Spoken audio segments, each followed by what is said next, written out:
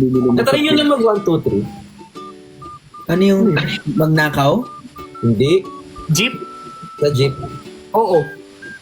Nakapag 1, 2. Hindi ako proud Pero nagtatanong lang ako. Hindi on purpose. Hindi on purpose. Hindi on purpose. Nakapag 1, 2, 3 ka. Sa jeep din ata ako. Kasi kakilala ko yung driver. Hindi ako, ano lang, alam na, nakalimutan ko. Pagbaba ko, nakalimutan ko, hindi pa ako nagbayad. Ay, may ganun!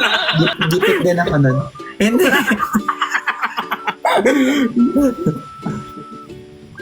Sa akin on purpose actually. Bakit? Kasi sabi kasi ni Gino sad story, so baka pag kinuwento ko, baka umiyak ako dito, wag na lang. Hindi, kwento mo. Ay, si bring up.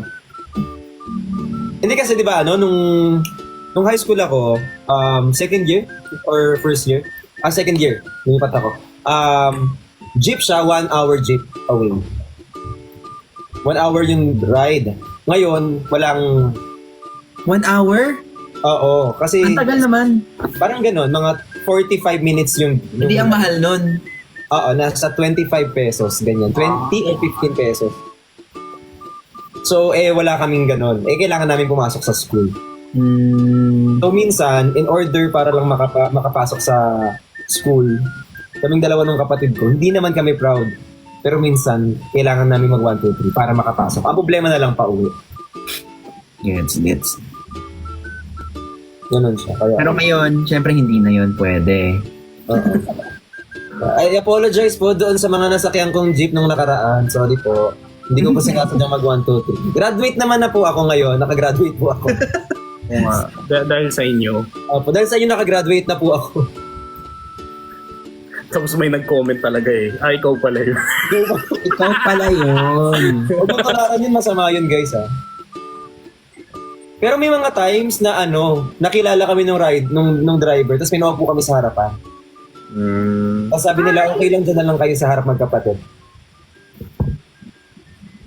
Kaya yun, mabait yung Ang hirap kaya umupo sa harap ng jeep, tapos pag nagkakambyo yung kuya na din sa legs mo. Oo, yung ganun. Ganun ang lakas minsan. Aray ka talaga. Aray, grabe naman. Makalawang yung ang lakas ng ganun niya. Tapos grabog. Sobrang sakit kaya. At kaya, ngayon ko na-realize yung kapatid kong babae. Kaya pala, Oh my God! Si Nico daw hindi nagbayad pero humingi pa ng sukli. Oh! Hindi na malala. Pasindikato na yun Grabe na yun, malala na yun. Di ba? Grabe. Sana mangingi ka na rin ng baon. Kawawa naman si kuya. Boss, yung sukli po ng 500. Tumita ba siya? Grabe. Raulat. Ito naman. Kulang na lang pati tuition no? Gusto pa ng baon.